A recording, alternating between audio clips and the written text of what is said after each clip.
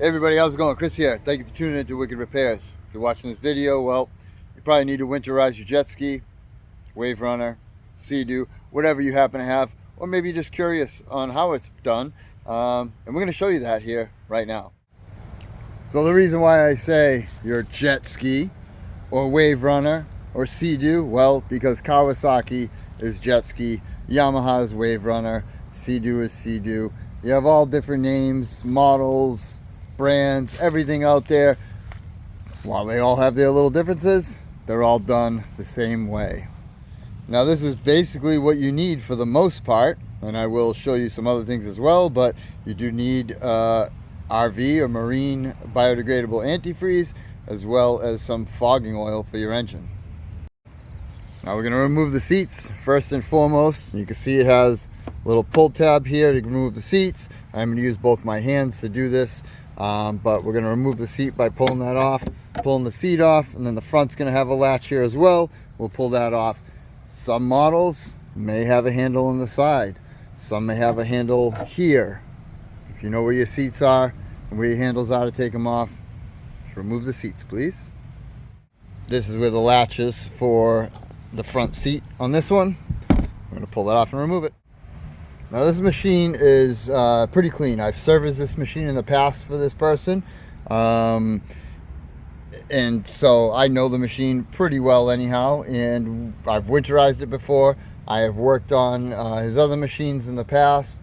So we're gonna run through how I would protect this engine for the winter, how I will store it, how we will put coolant inside of it, and what to do with the battery.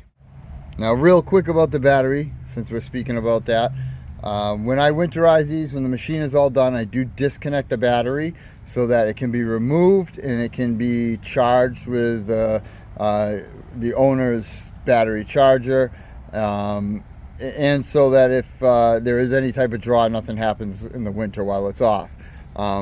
This particular machine, when this person dropped it off to me, he said it didn't start. The battery terminals were loose. Okay, the battery voltage was at like 10.8 volts. You need a minimum of 12. You really like to see it about 12.8. And the battery terminals themselves were just loose. I grabbed them and I wiggled them and they were loose. What I assume he probably did, because he said it was a new battery, was he tightened them with a screwdriver, called it a day, that was it. Sometimes you need a little more than that. You have to remember, they do have this particular bolt for these terminals are a number 3 Phillips head, but it is also a 10 millimeter socket.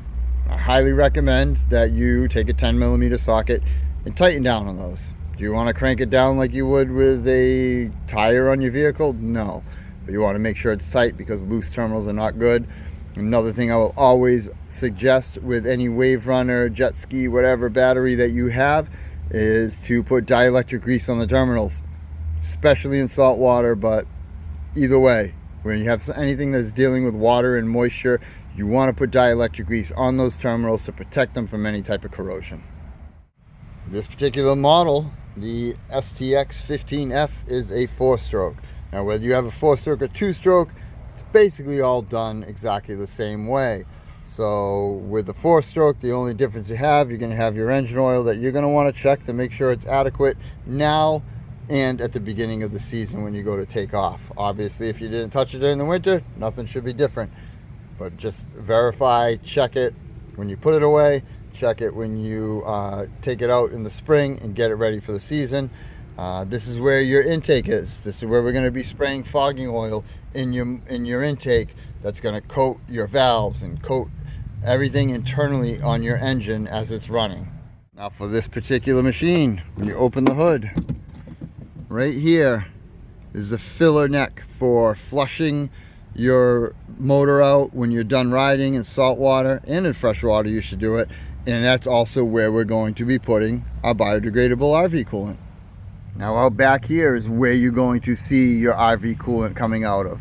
So when we put the coolant into the front, it will be coming out the back. And basically, I'm going to use the whole gallon pretty much of RV coolant. Sometimes it doesn't take all that much, but I usually just use a whole gallon. just to ensure that the water lock box, that everything that has water in it has coolant in it and nothing's going to freeze or get damaged. That's the whole purpose of it, and a very important thing to do. Now typically once you see the coolant come out, you're good. So you see the pink bubbles come out and the pink coolant coming out, you don't have to put coolant in anymore. As I mentioned, I sometimes go a little above and beyond and add a little extra just to be sure. Now any one of these machines can run for at least about 3 minutes, 3 to 5 minutes dry, with no hose, with no nothing, no water. Okay, it's okay to do that. If you get a overheat warning after 2 or 3 minutes of running your machine, or maybe even 5 minutes, it doesn't mean that you have engine damage. It doesn't mean that it's overheated. It is simply a warning. So all we have to do, that's it. Start the machine, let it run for like a minute. I'm going to shut it down right away because I'm just showing you this, but it is okay.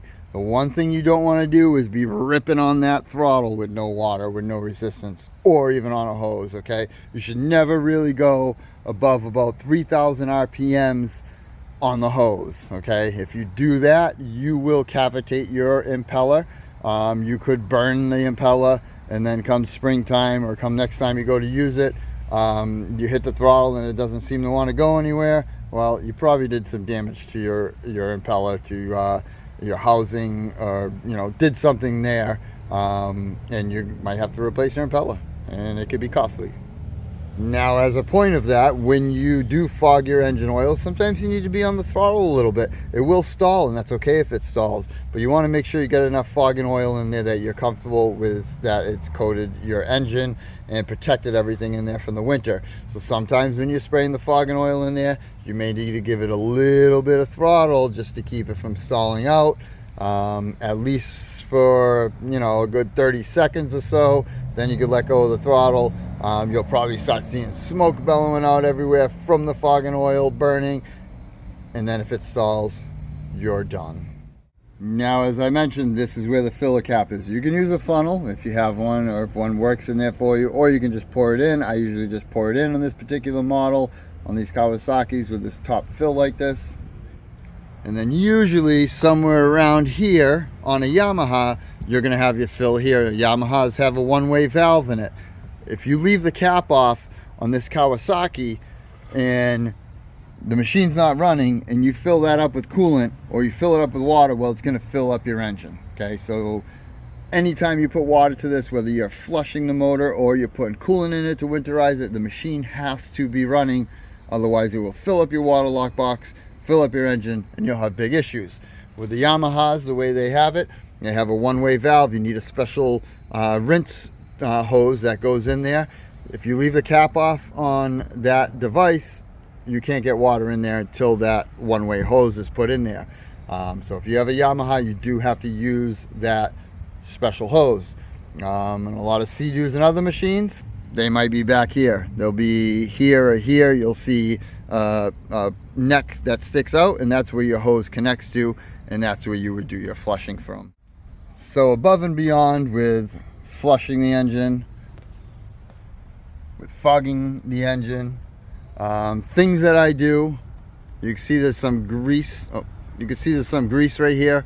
I always grease these cables, put a little grease on the end, kind of work them in there, and I might even spray a little lube in there. That way this cable doesn't seize up through the winter. You don't get any moisture in there that's going to create rust, because the last thing you want is your throttle cable breaking out on the water. I will spray silicone spray along hoses and stuff to keep everything protected, and I will also do the same thing on the back. So where all your pivot points are for your steering, for your reverse gates, I take grease and I put them on here. I spray a little lube, anything like that, just to keep it protected through the winter while it's sitting. So I'm gonna go ahead and start it up, and we're gonna put coolant in it.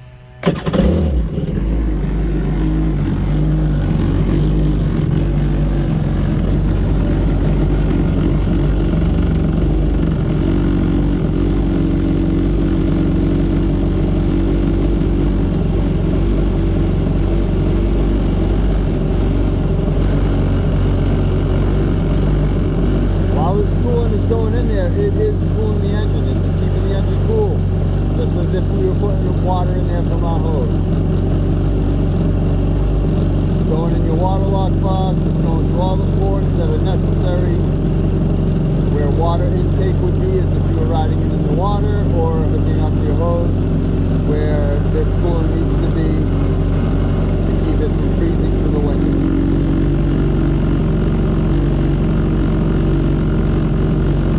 We're about halfway through the bottle or a little bit more. We're going to go to the back real quick. I'm going to show you what it looks like with it coming out the back. We will see that there now for sure.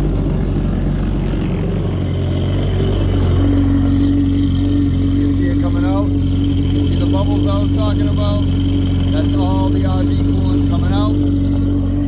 So once it gets to that point, you're good. You really don't need any more. But I'm going to add a little bit more anyhow.